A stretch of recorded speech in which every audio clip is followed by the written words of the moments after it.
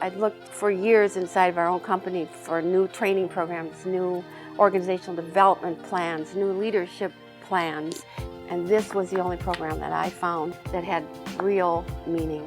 It spoke to me, and it has spoken to a lot of people in this company. Being a whiner and a complainer and not voting was not the answer, but I had the most power and influence right inside this company. That is where I could change the world.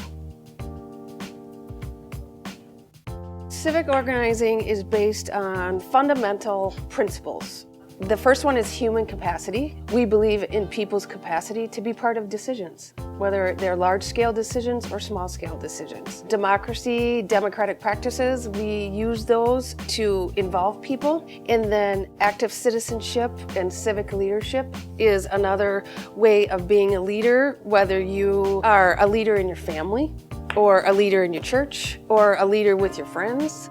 And then political competence. We have some political skill sets that we go through with people, and they're sort of universal as well. Compromise and negotiate, and suspending judgment, and clarifying your assumptions. And then sustainability. You know, all of this leads to an institutional sustainability, or, as democracy did, to our country, the sustainability of a country. We talked about always having an open door policy.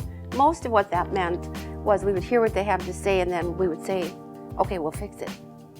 So we didn't build capacity.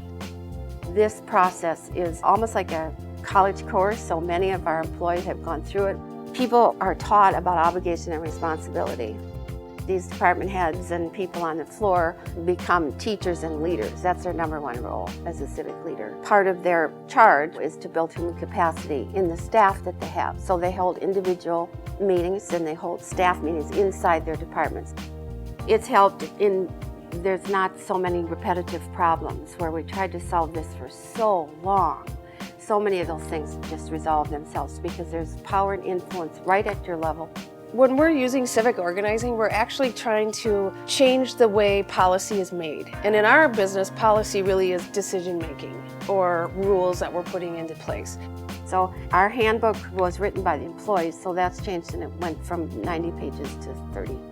Being the second generation, there was always a worry in the back of my mind of how am I going to be able to take over this culture that my mom and dad have built over 20 years? How am I going to do that? I don't think I can do that. But once I learned about civic organizing, I thought, this is the answer. This is how I take this culture and make it something that I can teach and people can understand and put a language to it. Even to relearn the meaning of politics as the work of the citizen, it's not about a body, a person, a guy that leads our country. It is about how people do their work. And so all of a sudden you drill it down to that, and it tells you you can make change there. Politics does not have to be a certain way.